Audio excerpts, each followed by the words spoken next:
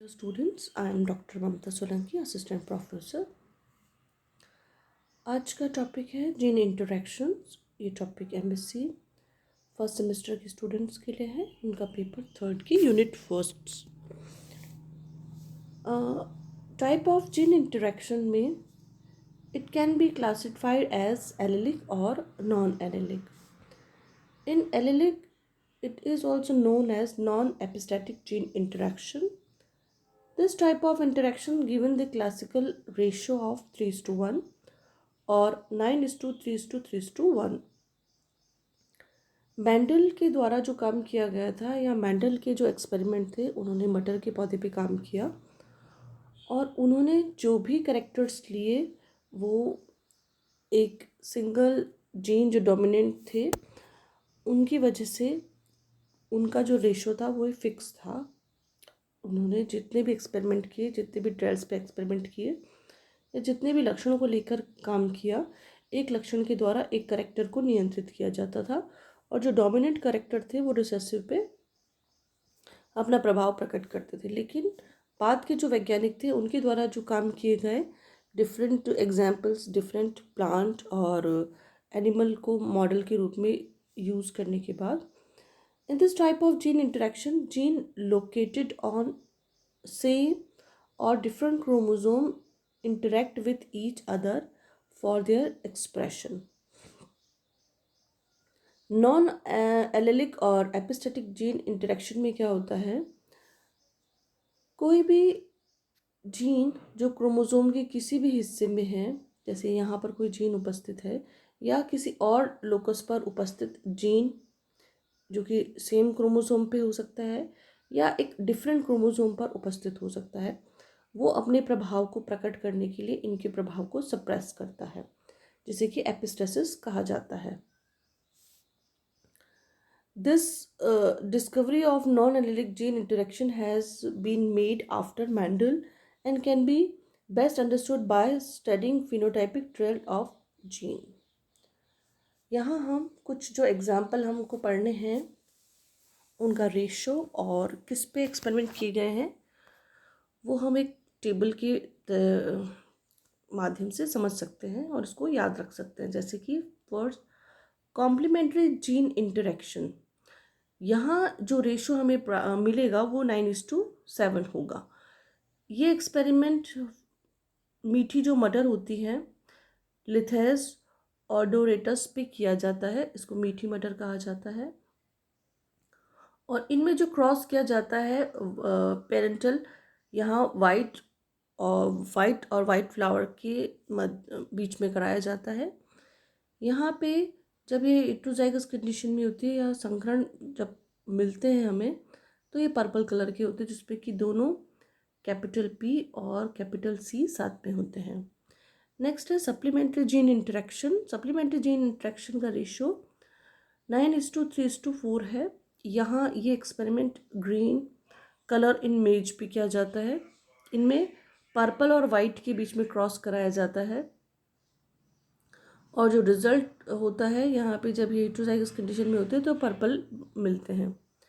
Next epistasis जो किया जाता है उसमें डोमिनेंट एपिस्टेसिस होती है जिसका रेशियो 12:3:1 होता है और ये रिसेसिव एपिस्टेसिस में 9:3:4 ये कोड कलर इन माइस में किया जाता है। और एक और एक्सपेरिमेंट किया जाता है जिसमें कि नॉन एपिस्टेसिस किया जाता है जो कि जिसका रेशियो 9:3:1 ही आता है। यहाँ जो मुर्गी की कलंगी होती है कॉम पैटर्न इन पोएट्री में किया जाता है, जैसे कि आपको याद होगा रोज़ पी वॉलनट और सिंगल टाइप के पैटर्न पे 9:3:3:1 का रेशो मिलता है। एक और टर्म हेपिस्टेसिस एंड हाइपोस्टेसिस को क्या है कहते हैं, कैसे उनको डिस्क्राइब किया जाता है। Epistasis gene when a gene और लोकस विच सप्रेस और mask the phenotypic expression of another gene at another locus, such gene is known as epistatic gene. Epistatic is Greek term and meaning is standing up. Epistasis वह gene या locus जो कि suppress करती है या mask करती है किसी दूसरे जीन के कैरेक्टरिस्टिक को, वो एपिस्टेसिस कहा जाता है। और जिनके लक्षणों को एपिस्टेसिस या उसको सप्रेस करती है उसको हाइपोस्टैटिक जीन कहा जाता है। सबसे पहले हम यहाँ पे सप्लीमेंट्री जीन को पढ़ते हैं। इन सप्लीमेंट्री जीन एक्शन जिसमें the dominant allele of one gene is essential for the development of the concerned phenotype, while the other gene modify the expression of the first gene. यहाँ पर हम dihybrid cross पर experiment को देखेंगे। Supplementary gene में क्या होता है, एक जो जीन किसी लक्षण के लिए रिस्पॉन्सिबल है वो उसको ही डेवलप करेगा। उसके साथ में, जैसे कि हम यहाँ इस एग्जाम्पल से समझ सकते हैं इसको, the development of green colour in maize is govern by two dominant gene. जो मक्का के जो बीज होते हैं जैसे कि भुट्टा, उसके कलर में रिस्पॉन्सिबल दो जीन होते हैं और ये डोमिनेंट जीन आर और पी से डिनोट किए जाते हैं। जो डोमिनेंट जीन या डोमिनेंट एलील आर होता है वो रेड कलर के लिए होता है, वो रेड कलर प्रोडक्शन के लिए रिस्पॉन्सिबल होता है।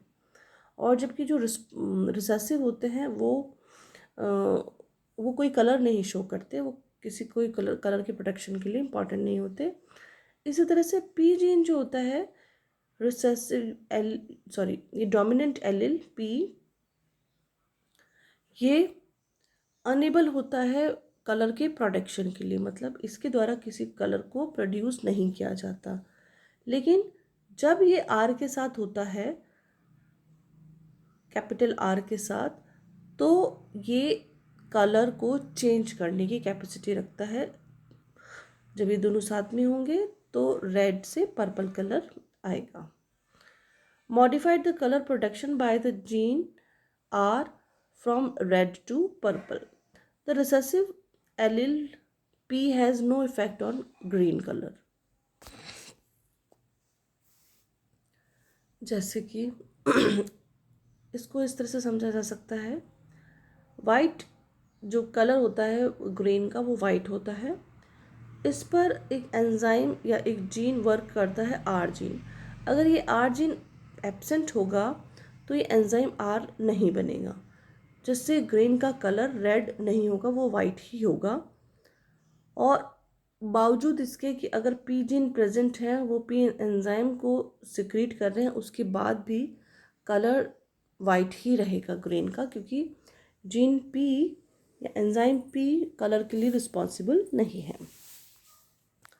अब जब पर्पल और वाइट ग्रीन में क्रॉस कराए जाते हैं, parental genotype capital R capital P small R और स्मॉल पी के बीच में जब क्रॉस कराते हैं तो पर्पल कलर की ग्रीन प्राप्त होते हैं। और इनमें F1 जनरेशन जो मिलती है उनमें क्रॉस कराने के बाद इस प्रकार से ऑफस्प्रिंग प्राप्त होते हैं, जिसमें 9 पर्पल दिखाई देते हैं। वो इसलिए क्योंकि जब कैपिटल आर कैपिटल पी के साथ आएगा तो रेड कलर पर्पल में कन्वर्ट हो जाएगा। लेकिन इन तीन में केवल आर है यहाँ पे, कैपिटल आर, कैपिटल पी यहाँ पर मिसिंग है, तो ये अपना रेड कलर ही शो करेगा। इनमें कैपिटल आर मिसिंग है, जिसकी वजह से ये चार वाइट कलर को डिनोट करेंगे या फिनोटाइप हमें इस तरह से दिखाई देगा। नेक्स्ट है कॉम्प्लीमेंट्री जीन। कॉम्प्लीमेंट्री जीन में जब दो डोमिनेंट कैरेक्टर साथ में आते हैं तभी वो अपने लक्षण को प्रदर्शित करते हैं। जैसे complementary genes are genes that both contribute to a single characteristic where both gene can mask the effect of the other. Complementary genes as any instance in which Dominant form of both genes are required for the dominant characteristic to be seen. It is an example of recessive epistasis. ये जो example है यहाँ पर recessive epistasis होता है। जो stasis है वो डोमिनेंट एपिस्टेसिस, रिसेसिव एपिस्टेसिस होता है। इसका मतलब है जब किसी डोमिनेंट लक्षण के द्वारा अपने कैरेक्टर्स उजागर किए जाते हैं या प्रकट किए जाते हैं, बाकी के जो कैरेक्टर्स हैं उनको वो सप्रेस करता है, वो डोमिनेंट एपिस्टेसिस कहलाता है। और रिसेसिव में जब रिसेसिव कैरेक्टर जो होते हैं वो डोमिनेंट के ऊपर हावी होते हैं या अपना प्रभाव प्रकट करते हैं, उनको रिसेसिव एपिस्टेसिस कहा जाता है। Where the recessive homozygous allele of one type suppress the effect of dominant allele of the other type. Here the flower color is purple if dominant allele of two genes are present together. यहाँ पर जो flower का colour है, ये हम मीठी मटर में बात कर रहे हैं, जिसमें जो फ्लावर का कलर है वो पर्पल होता है जब ये दोनों एक साथ उपस्थित होते हैं। अगर दोनों में से एक भी उपस्थित ना हुआ तो फ्लावर का कलर वाइट होगा। The colour is white if the double dominant condition is absent. जब यहाँ पर एक ही डोमिनेंट होगा तो कलर वाइट होगा। इसका मतलब है कि जो रिसेसिव होते हैं ये अपना लक्षण दिखा रहे हैं। यहाँ डोमिनेंट लक्षण के होने के बाद भी रिसेसिव अपना लक्षण दिखा रहे हैं, इसलिए इसको रिसेसिव एपिस्टेसिस कहा गया है। पैटसन पुन्नट ने cross two white flower strain, जो वाइट स्ट्रेन थी उनके बीच में क्रॉस कराया of sweet pea and obtain purple flower plant in the F1 generation. Clearly, both the parents have contributed a gene or factor for the synthesis of this purple color. The purple flower plant of F1 generations were then allowed to self-breed. यहाँ white और white parents के बीच में cross कराया गया और जो F1 generation प्राप्त हुई वो पर्पल हुई, क्योंकि यहाँ पर दोनों जो डोमिनेंट सिंबल्स थे वो साथ में आए हैं। इनमें जब सेल्फ पॉलिनेशन कराया गया तो जो रेशो मिला वो 9:7 मिला, क्योंकि 9 तो ऐसे थे जिसमें कि दोनों कैपिटल कैरेक्टर्स या दोनों डोमिनेंट कैरेक्टर एक साथ थे, और 7 ऐसे थे जिसमें केवल एक ही डोमिनेंट कैरेक्टर साथ में था, जिसकी वजह से वो कोई कलर शो नहीं कर पाया। केवल एक डोमिनेंट कैरेक्टर है, किसी में P है और तो किसी में C है, तो जहाँ पर एक भी डोमिनेंट था वो सब वाइट होंगे, इसलिए रेशो ये है। देन डुप्लीकेट जीन्स और factors are two or more independent genes present on different chromosome which determine the same or nearly same phenotype so that either of them can produce the same character. यहाँ duplicate gene में जो दो dominant characters हैं या दो dominant allele हैं वो अपना लक्षण दिखाते हैं और उनके जो लक्षण हैं या फिनोटाइप है सेम होते हैं, तो एक के एब्सेंट में भी वो दूसरा अपना लक्षण दिखा पाता है। The independent gene do not have cumulative effect. यहाँ क्यूमुलेटिव इफेक्ट नहीं होते, वो इंडिपेंडेंट होते हैं और सेम लक्षण को डिनोट करते हैं। They produce the same phenotype whether present in homozygous और हेट्रोजाइगस स्टेट।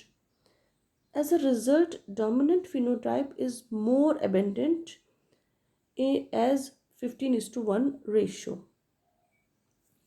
इसको हम इस एग्जाम्पल में देख सकते हैं। एक यहाँ पे कैसे छोटा सा नोट है, अगर मैंडल स्नैपड्रैगन फ्लावर को या इस प्लांट को लेता तो शायद वो इतने फेमस नहीं होते, क्योंकि यहाँ पे जो रिज़ल्ट है वो डिफरेंट है। रेशो 9:3:1 होने के बजाय यहाँ पे रेशो 15:1 है, क्योंकि जब इनके मध्य क्रॉस कराया जाता है दोनों होमोजाइगस डोमिनेंट और होमोजाइगस रिसेसिव के बीच में, तो पिंक कलर के फ्लावर्स वाले पौधे मिलते हैं और जब इसमें सेल्फ F1 जनरेशन में सेल्फ पॉलिनेशन कराया जाता है, क्रॉस कराया जाता है, तो जहाँ एक भी डोमिनेंट करेक्टर है, एक भी dominant character homozygous heterozygous condition में उनका कलर रेड ही होता है, और केवल एक ऐसा मिलता है जिसका कलर वाइट होता है, क्योंकि उसमें एक भी डोमिनेंट एलील यहाँ उपस्थित नहीं होता है। देन प्लियोट्रॉपी मेंडल के अकॉर्डिंग एक जीन एक करेक्टर को के लिए रिस्पॉन्सिबल होता है, लेकिन pleiotropy word refer to the expression of multiple train by a single gene. एक जीन के द्वारा बहुत अधिक मल्टीपल जो करेक्टर्स होते हैं उसको कंट्रोल किया जाता है। In pleiotropy one gene control the expression of several phenotypic trends. Phenotypes are trends that are physically expressed, such as color, body, shape, and height. It is often difficult to detect which trend may be the result of pleiotropic unless a mutation occur in a gene.